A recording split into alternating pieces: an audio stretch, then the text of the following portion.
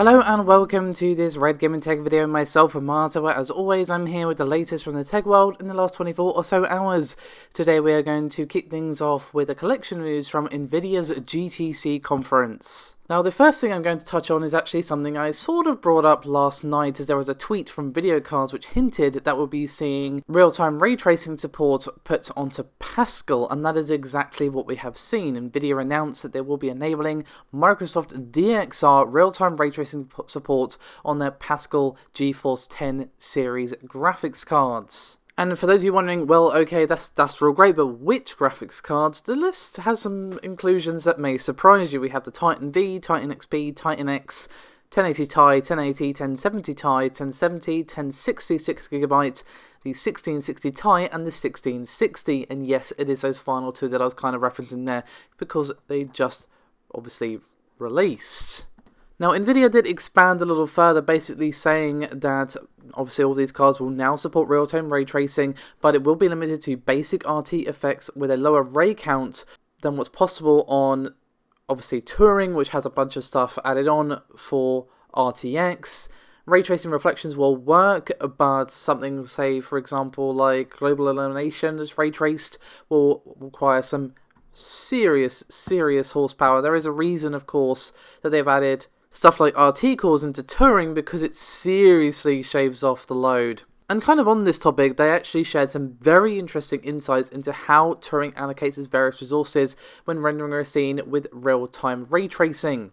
And they gave us a few examples, but the best one is really Metro Exodus. Now, as you can plainly see, this was shown with a 1080 Ti going up against the 2080 with no RT cores, and obviously 2080 with RT cores and DLSS. And even though the 1080 Ti is still a beast of a card, and obviously it was once the flagship, we are seeing only 18 FPS here at 1440p on Metro Exodus with ray tracing.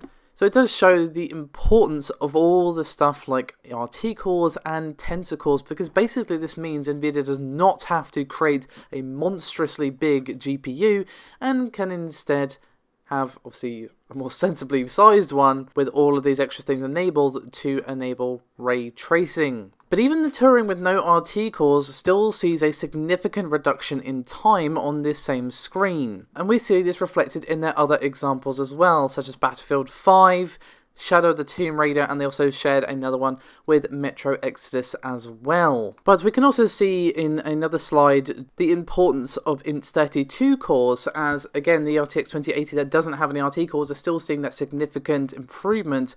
That's because the Int32 cores almost halves the time needed to render a frame, and then obviously with the final one with the RT cores we are seeing it reduced even further. And again, you have seen just how much of the workload is being put onto the RT cores and also the tensor cores as well. But speaking of Shadow of the Tomb Raider, we now have a new patch available for the game. And it's, you guessed it, we finally have RTX support actually added onto a playable version of Shadow of the Tomb Raider. It's a bit shocking it's taken this long. This was one of the games that they were showing off at Gamescom, when of course the Turing cards were first revealed, and until now it's only really been Metro and Battlefield 5 that have actually had ray tracing. But now we finally see RTX settings options available. We see medium, which is for selected point lights only, high, which is for additional spot and directional lights including the sun, and also replaces traditional shadow maps as well, and then ultra improves on this by adding translucent shadows and additional rays for a higher quality result. However, unsurprisingly, has a significant performance cost. So for those of you who are wondering, can I run ray tracing on my Pascal, or how well does ray tracing actually work on Shadow of the Tomb Raider, one of the games that they were touting as like a flagship example? Now you can find out, finally. But we have one more thing to discuss from Nvidia's conference and GTC, and that is actually the Jetson Nano. For those of you wondering what this actually is, I guess the best way to describe it is a souped up Raspberry Pi, because it absolutely crushes it, as we have 128 Maxwell cores which have around 472 GFLOPS of FP16 compute, and only consumes 10 watts of power at peak, and also has a 4-core processor based on the ARM A57 architecture. We also see 4 gigs of LPDDR4 memory, as well as 16 gigs of eMMC space. We also see hardware level video encode and decode supported up to 4K 60, and HEVC is also fully supported. We also see a capability of 12 MIPI cameras across 3x4 or 4x2 lanes, and also supports HDMI 2 or DPI 1.2, and even a PCIe port as well as a bunch of other dev ports. And you might wonder, okay, this all sounds actually really interesting. How much does it actually cost? Well, it's actually pretty damn cheap considering what I just said. It's $99. But Nvidia did have a bit to say about this one, and I'm going to read a little bit from their press statement, where it reads, quotes, "The small but powerful CUDA-X AI computer delivers 472 G-flops of compute performance for running AI workloads and is highly efficient, power consuming as little as 5 watts. Unveiled at the GPU Technology Conference by Nvidia founder and CEO Jensen Huang, Jetson Nano comes in 2 versions, 99 dev kit for developers, makers and enthusiasts, and the 129 production-ready module for companies looking to create mass-market edge systems. Jetson Nano supports high-resolution sensors, can process many sensors in parallel, and can run multiple modern neural networks on each sensor stream. It also supports many popular AI frameworks, making it easy for developers to integrate their preferred models and frameworks into the product. Jetson Nano joins the Jetson family lineup, which also includes the powerful Jetson AGX Xavier for fully autonomous machines. Jetson Nano makes AI more accessible to everyone and is supported by the same underlying architecture and software that powers our nation's supercomputers. Bringing AI to the maker movement opens up a whole new world of innovation, inspiring people to create the next big thing." So, not really something for us as gamers, but I must admit, it is very, very interesting stuff, and I know a friend who would absolutely love this, who's actually made content for the channel in the past, so I'm definitely going to fire him the link towards this, because I think it would just make his day, in all honesty. So, yeah. We're finally done with Nvidia, though, but we have actually something from Intel next. And interestingly, we are seeing the very first confirmed Intel Xe GPU product, but it's not in the form you might expect. It is going to find its home in a new supercomputer by the name of Aurora, which Intel have built alongside Cray. Now, this is going to be, again, a supercomputer, and it was commissioned by the US Department of Energy and is planned to be completed by the year 2021, and is going to be capable of quintillion sustained operations per second. And to put that into some sort of perspective, that actually means something. That is basically 1 million more than a teraflops. So, yeah. That's a lot, and the deal is being valued at around, just a simple $500 million.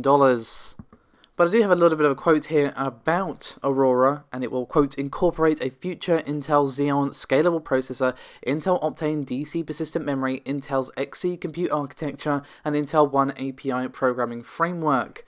Now, there's no mention whether or not that's integrated or not, but just looking at the timeline for this, it would actually make sense that this would be the discrete version of an Intel Xe GPU. But of course, that is pure speculation on my part.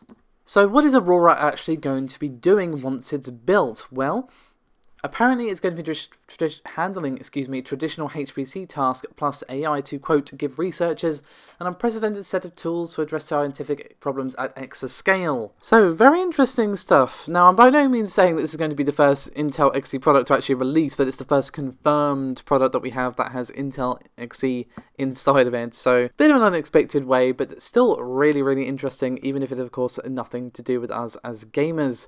So we're going to finish things up today with a very interesting claim from Google. As at GDC, they announced something by the name of Stadia, or Stadia, not actually sure on the pronunciation there, which is basically their cloud gaming service.